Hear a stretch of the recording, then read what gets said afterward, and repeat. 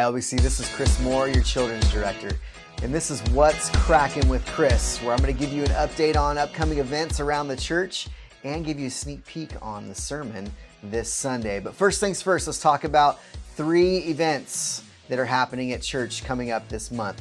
The first being Virtual Insanity, which is a class for all of you parents who are literally feeling insanity by trying to help your children learn in the virtual learning environments that we are experiencing in public schools and some in private schools too. If you are having a hard time, if you're struggling, if you want encouragement, if you want some tips and tricks on how to do this better and how to do this well, we encourage you to come to the class. It'll be September 9th from 6:30 to 8 in A103 on the church campus. We'll have childcare available for 0 to 5-year-olds. Your kinder through 6th graders, if you need to bring them with you, they're welcome to join you in the class. And then we have junior high and high school groups available for your older kiddos to be in a place while you're in the class.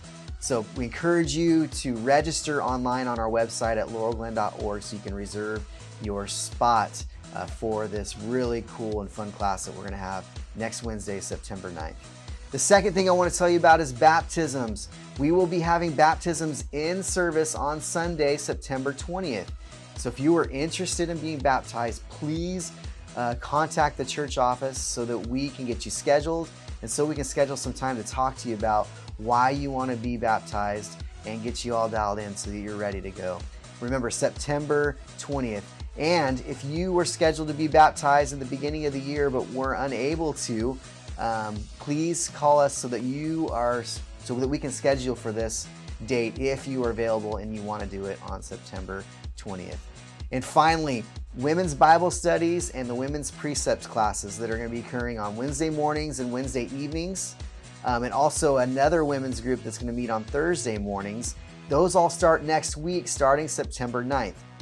So if you're interested in joining any of these classes, we encourage you, please register for those classes today online on our website.